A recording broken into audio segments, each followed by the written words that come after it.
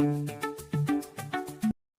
दोस्तों, पिछले लेक्चर में हम लोग डिस्कस किए थे JDK 8 का इंट्रोडक्शन पार्ट, जिसमें हम लोग ये समझे थे कि JDK 8 के अंदर कौन कौन से फीचर्स इंप्लीमेंट किया गया है और वो इंप्लीमेंटेशन के पीछे रीजन क्या है और कब JDK 8 आया है और हमारे लिए JDK 8 सीखना, JDK 8 का कॉन्सेप्ट समझना इतना जरूरी क्यों है, ये सारी चीज को हम लोग डिस्कस किए थे। तो अब हम लोग स्टार्ट करेंगे एक एक फीचर्स के ऊपर डिस्कशन और उसको समझेंगे कि किस तरीके से हम अपने प्रोग्राम में, अपने प्रोजेक्ट में JDK 8 का फीचर्स इंप्लीमेंट कर सकते हैं, यूज कर सकते हैं। ये सारे कॉन्सेप्ट को एक एक करके समझेंगे। तो सबसे पहले हम लेते हैं लैम्डा एक्सप्रेशन, जो कि सबसे इंपॉर्टेंट कॉन्सेप्ट है JDK 8 के अंदर। ठीक है, लैम्डा एक्सप्रेशन क्या होता है, क्यों इंप्लीमेंट किया गया है और हम लैम्डा एक्सप्रेशन कैसे क्रिएट कर सकते हैं, ये सारी चीज को हम इस लेक्चर्स में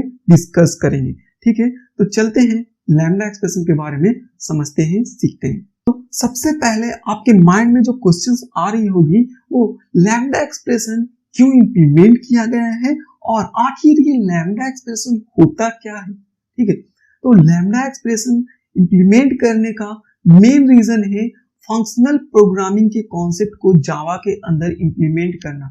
जैसा कि हम लोग पहले ही समझ चुके हैं कि JDK 8 के अंदर जावा पीपल जो है वो फंक्शनल प्रोग्रामिंग के कॉन्सेप्ट को, फंक्शनल प्रोग्रामिंग के एस्पेक्ट को जो है इंप्लीमेंट करने की कोशिश की है। ठीक है, तो लैम्डा एक्सप्रेशन उसका सबसे पहला बिल्डिंग ब्लॉक है, उसका बेसिक है। लैम्डा एक्सप्रेशन के हेल्प से ही फंक्शनल प्रोग्रामिंग के कॉन्सेप्ट को जावा के अंदर इंप्लीमेंट किया गया है। ठीक है, तो ये सबसे ज्यादा इंपॉर्टेंट कॉन्सेप्ट है, तो इस पे आप अच्छे से दिमाग लगा के इसको समझो। ये बहुत इजी भी है अगर एक बार आप समझ जाते हो तो। ठीक है, तो लैम्डा एक्सप्रेशन जो है वो कुछ नहीं, अगर आप जानते हो कि जावा स्क्रिप्ट, तो जावा स्क्रिप्ट में आप एरो फंक्शन का नाम सुने होंगे। ठीक है, एरो फंक्शन का नाम सुने होंगे। लैम्डा एक्सप्रेशन भी कुछ उसी तरीके से होता है। तो लैम्डा एक्सप्रेशन है कुछ नहीं, ये नेमलेस फंक्शन और मेथड जिसको जावा में बोलते हैं एनोनिमस नेमलेस फंक्शन है। ठीक है, एनोनिमस का मींस आप सभी जानते हो कि जिसका कोई नेम नहीं होता, जिसका कोई नाम नहीं होता है। ठीक है, और साथ ही साथ यहाँ पे एनोनिमस फंक्शन में रिटर्न टाइप भी नहीं होगा एंड एक्सेस मॉडिफायर भी नहीं होगा। ठीक है, तो लैम्डा एक्सप्रेशन क्या है, लैम्डा एक्सप्रेशन एरो फंक्शन है जिसका कोई नेम नहीं होता है। ठीक है, कोई रिटर्न टाइप नहीं होता है एंड कोई एक्सेस मॉडिफायर नहीं होता है। That means lambda expression also known as anonymous function और classes. Okay, then lambda expression को हम एग्जांपल के तौर पे समझते हैं। तो जैसा कि हम लोग डिस्कस किए हैं, लैम्डा एक्सप्रेशन के पास कोई भी एक्सेस मॉडिफायर नहीं होता है। ठीक है, सेकंड, लैम्डा एक्सप्रेशन के पास कोई भी रिटर्न टाइप नहीं होता है एंड थर्ड जो है, लैम्डा एक्सप्रेशन के पास कोई भी नाम नहीं होता है। दैट मींस एक ऐसा मेथड, एक ऐसा फंक्शन जिसके पास कोई भी रिटर्न टाइप नहीं हो, कोई भी नेम नहीं हो, कोई भी एक्सेस मॉडिफायर नहीं हो। ठीक है, तो हम एक ट्रेडिशनल मेथड लेते हैं एग्जांपल के तौर पे, जो कि हम जावा में क्रिएट करते हैं। कुछ इस तरीके से मेथड हम जावा में क्रिएट करते हैं, जैसा कि आप लोग जानते होंगे और आप लोग भी इस तरीके से मेथड क्रिएट करते होंगे। ठीक है, तो यहाँ पे देखो, जो भी हम लिखते हैं पब्लिक, प्राइवेट, प्रोटेक्टेड, वो क्या होता है, ये एक्सेस मॉडिफायर होता है। ठीक है, और ये वॉइड या कुछ भी return type, string, integer, int, float, double, ये सारे क्या है, रिटर्न टाइप यहाँ पे लिखते हैं। ठीक है, ये मेथड का नेम होता है। ठीक है, तो ये सारे चीज जो है एक एक करके हम डिस्कस करते हैं कि no access modifier, that means ये यहाँ पे पब्लिक नहीं होगा। ठीक है, ये रिटर्न टाइप है वॉइड, तो यहाँ पे वॉइड भी नहीं होगा। ठीक है, क्योंकि नो रिटर्न टाइप, हम क्या कर रहे हैं, बेसिकली ये मेथड से लैम्डा एक्सप्रेशन में कन्वर्ट करने का कोशिश कर रहे हैं। ठीक है, कोशिश कर रहे हैं। ठीक है, तो यहाँ पे देखो कि नो एक्सेस मॉडिफायर, तो इसलिए हम यहाँ से एक्सेस मॉडिफायर रिमूव कर दिए। नो रिटर्न टाइप, तो हम यहाँ से रिटर्न टाइप भी रिमूव कर देते हैं, एंड नो नेम तो हम यहाँ से मेथड का नेम भी हटा देते हैं, ठीक है। और जैसा कि हम बताएं कि लैम्डा एक्सप्रेशन एरो फंक्शन के जैसा ही होता है, दैट मीन्स जैसे एरो फंक्शन जावा स्क्रिप्ट में आप देखे होंगे, ठीक है। जावा स्क्रिप्ट में कुछ इस तरीके से हम लिखते हैं, ठीक है। तो यहाँ पे भी हम एक एरो बनाएंगे, ठीक है, लैम्डा एक्सप्रेशन डिक्लेयर करने के लिए, ठीक है।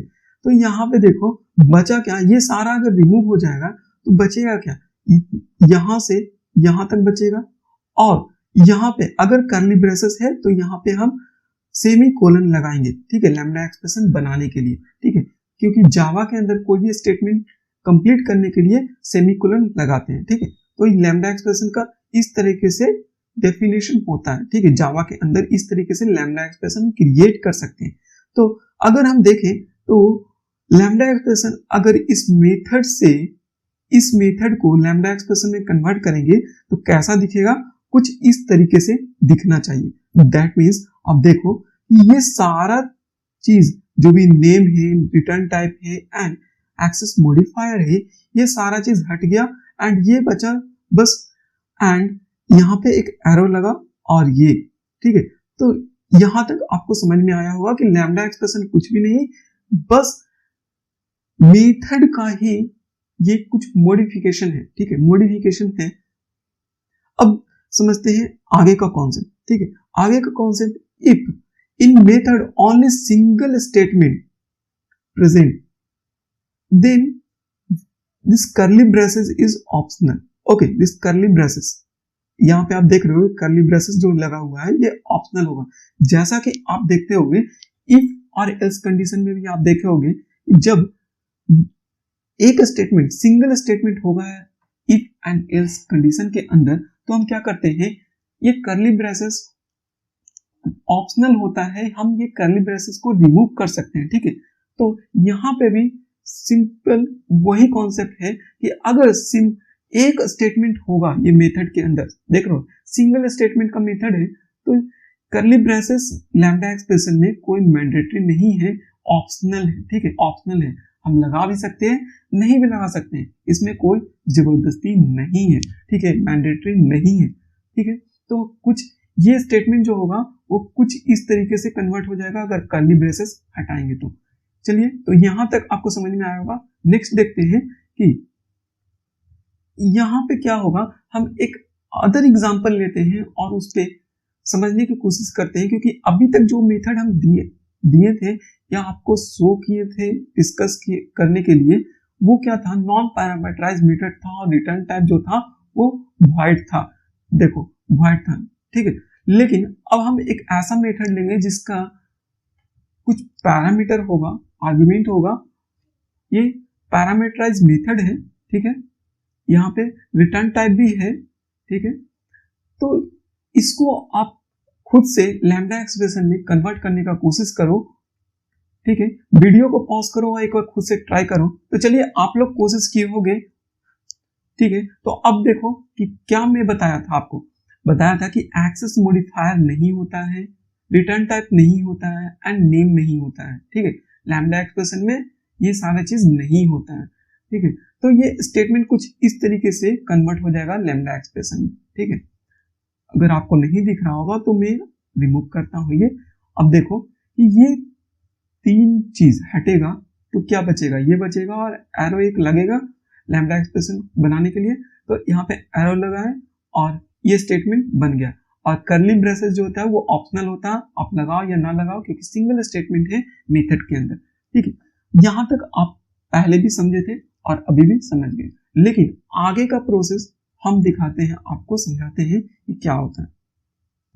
If the type of parameter can be decided by compiler automatically based on the context, then we can remove type also.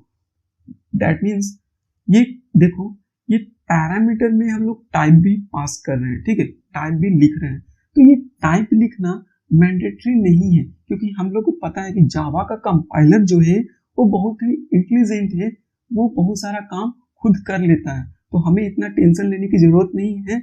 यहाँ पे हम टाइप अगर नहीं लिखेंगे, पैरामीटर का डेटा टाइप अगर हम नहीं पास करेंगे तब भी जो भी हम यहाँ पे वैल्यू पास करेंगे पैरामीटर में, वो वैल्यू के बेसिस पे कंपाइलर क्या करेगा, वो उसका टाइप डिटेक्ट कर लेगा। जो भी वैल्यू हम पास करेंगे उसका टाइप उसके बेसिस पे वो डिटेक्ट कर लेगा, वो अपना डिसाइड कर लेगा। ठीक है, तो हम इस स्टेटमेंट को कैसे कन्वर्ट कर सकते हैं, देखो कुछ इस तरीके से हो जाएगा, क्योंकि हम टाइप हटा देंगे तो बचेगा कुछ इस तरीके से। ठीक है, तो आपको अभी दिख रहा होगा जो हम बताए थे कि रिड्यूस और बॉयलर प्लेट कोड, ये सारे देख रहे हो कि किस तरह से रिड्यूस होते जा रहा है।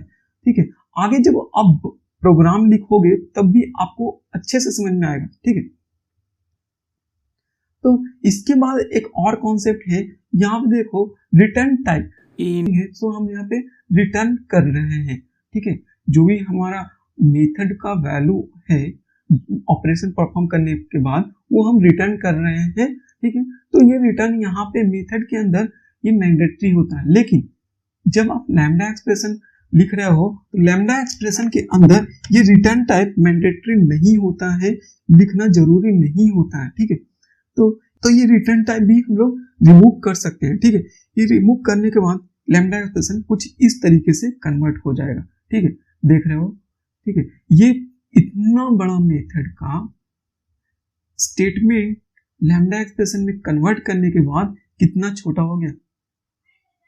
ठीक है, तो ये सारी चीज को रिमूव करनी है, आप नोट भी कर सकते हो, अच्छे से समझ सकते हो। ठीक है, तो यहां तक आपको समझ में आई होगी। इसके बाद हम क्या करते हैं, आपको थोड़ा बहुत अभी भी अगर कोई प्रॉब्लम हुआ तो आगे के लेक्चर्स में आपको समझ में आएगी। देखो, कंक्लूजन मींस जो भी आप अभी तक समझे हो उसको हम कंक्लूजन के बेसिस पे आपको समझाने की कोशिश कर रहे हैं। फिर से एक बार आप समझो कि हम क्या दिए कि लैम्डा एक्सप्रेशन के अंदर 0 पैरामीटर भी हो सकता है और मोर नंबर ऑफ पैरामीटर भी हो सकता है। ठीक है, दैट मींस आप पहला एग्जांपल में देखोगे कि वहां पे कोई भी पैरामीटर में नहीं लिया था मेथड के अंदर। ठीक है, लेकिन दूसरे एग्जांपल में हम पैरामीटर भी लिए थे, 2 parameter A and B int data type का था। ठीक है, तो यहाँ पे कुछ एग्जांपल है, आप देख सकते हो कि पैरामीटर ये नॉन पैरामीटराइज्ड मेथड का लैम्डा एक्सप्रेशन है, ये सिंगल पैरामीटर का लैम्डा एक्सप्रेशन है, ये डबल पैरामीटर। इस तरीके से कितना भी पैरामीटर लैम्डा एक्सप्रेशन के अंदर हो सकता है। ठीक है, अब जैसा कि हम लोग आपके साथ डिस्कस किए हैं कि पैरामीटर में ये टाइप लिखना कोई मैंडेटरी नहीं होता है। जब हम वैल्यू पास करेंगे, वैल्यू के बेसिस पे, कॉन्टेक्स्ट के बेसिस पे कंपाइलर ऑटो डिटेक्ट कर लेगा टाइप। ठीक है, तो कुछ इस तरीके से अगर हम देखें एग्जांपल, तो अगर लैम्डा एक्सप्रेशन ये है तो इसको हम इस तरीके से भी लिख सकते हैं। ठीक है, next, if multiple parameters present then this parameter should be separated by comma. आप देख लोगे मल्टीपल पैरामीटर है तो ये पैरामीटर जो है वो कॉमा से सेपरेट किया गया है। देखो यहाँ पे भी पैरामीटर जो है वो कॉमा से सेपरेट है, यहाँ पे भी पैरामीटर जो है कॉमा से सेपरेट है। दैट मीन्स ये स्टेटमेंट आपको ध्यान रखना है कि आप भूलो नहीं कि अगर मल्टीपल पैरामीटर पास कर रहे हो लैम्डा एक्सप्रेशन में लिख रहे हो तो कॉमा से सेपरेट करना है। ठीक है, तो कुछ इस तरीके से आपको दिखेगा। If 0 number of parameter available then we have to use in parenthesis. अगर कोई भी पैरामीटर प्रेजेंट नहीं होगा, नॉन पैरामीटराइज्ड मेथड होगा, तो हमें ये लिखना मैंडेटरी होता है ये। ठीक है, पैरेंथेसिस।